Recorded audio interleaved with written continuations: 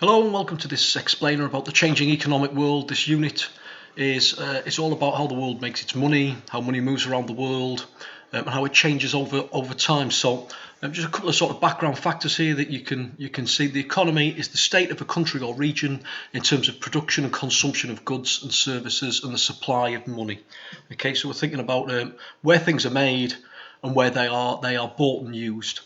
And in my lifetime, and even in younger people's lifetimes, there's been major changes to the global economy over time. So we've seen the growth of newly emerging economies such as China and India, or the BRIC economy. So that's Brazil, Russia, India, China, and sometimes you might see an S on there for South Africa.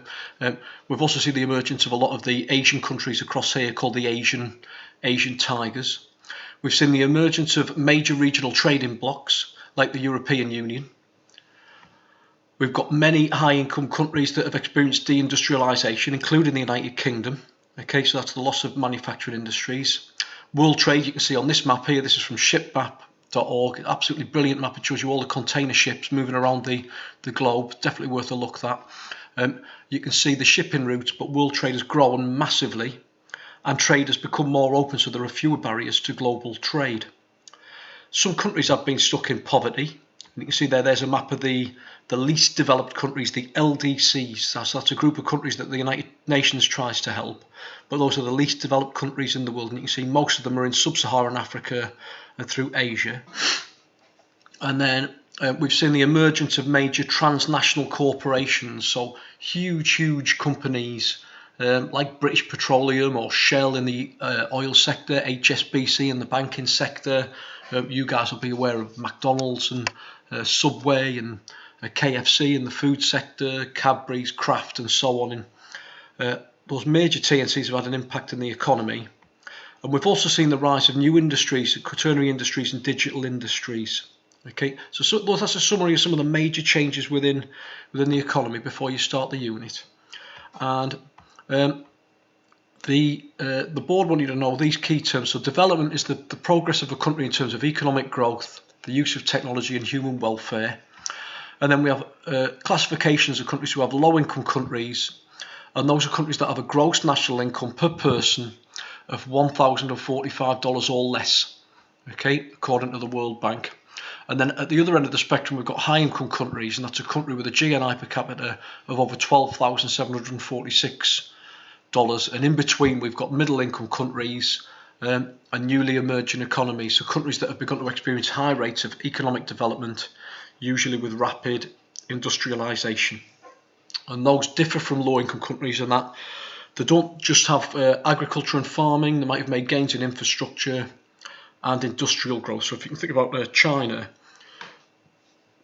had huge growth in its manufacturing industries and making products. India has manufacturing as well, but it also specialises in services for other countries. We use various different indicators, social and economic, to show what development is. So you've got a table of them there, okay, and I'm going to go through those now. This one is life expectancy, and you can see there's quite large variations in life expectancy across the globe in 2019 from the United Nations. The wealthier countries in the old industrial areas of the world, so Western Europe, North America, across in Australasia, well over 80 years worth of life expectancy, and it's a good indicator as it shows how good food security, water quality, shelter and medical care are within the country. You might look at economic indicators. So I mentioned gross national income. Here's a map of it here. It's a measure of the country's wealth, and GDP you might have heard of, gross domestic product, that is part of gross national income. So gross national income, we'll look at this this equation down here, the total value of goods and services within a country. You add that income from other countries, so you might bring in monetary interest and dividends, and then you subtract any payments out to other countries, and that gives you your gross national income. Now we tend to look at it per head, so you then divide that figure by the number of people living in the country. So I'll put an example there. For British-based companies such as BP sends back profits to the UK, our GNI is enhanced. That will be an income from another country.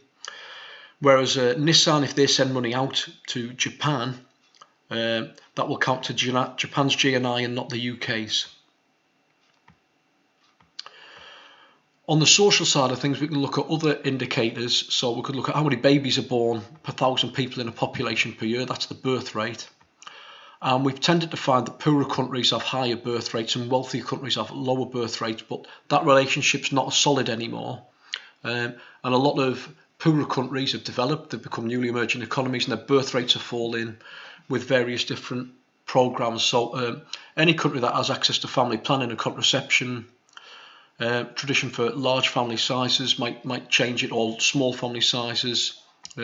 So birth rate's an indicator. Death rate's another one. How many people die per 1,000 people in a population per year? We used to think that poorer countries had higher death rates because they had less access to medical care and things like that. But it's becoming less useful as a measure of development, as a lot of poorer countries are improving their death rates due to imported medicine and technology. And also, a lot of high-income countries have very elderly populations, so they might have quite a few people who die per 1,000 population. So that figure's less useful. Infant mortality is another one. How many babies die per 1,000 live births per year?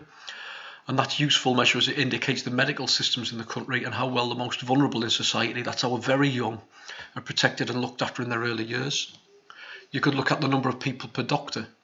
Okay, how many people there are for every doctor in the country of a place, and that shows you how much money that is available for that. Fifth social indicator might be literacy rate. How many people, what percentage of them can read and write as adults, and that's another social measure and helps to indicate the standard of education in a place. And the final one might be access to safe water. Okay, and according to WaterAid, 780 million people lack access to safe water, and 3.4 million people die every year from a water-related disease. The last indicator, which probably is one of the strongest, is the Human Development Index, and that's a composite or a combined measure, and within that you've got life expectancy, gross national income, and an education index, and it gives you a value between 0 and 1. 0 would be the least developed place on planet Earth, and 1 being the most developed, and that's probably more powerful as it combines both economic factors and social factors. Okay, so that's that topic. I'll finish up with a little joke. I bought a tyre for my car last year for £120. It cost me £180 today. Well, that's inflation for you.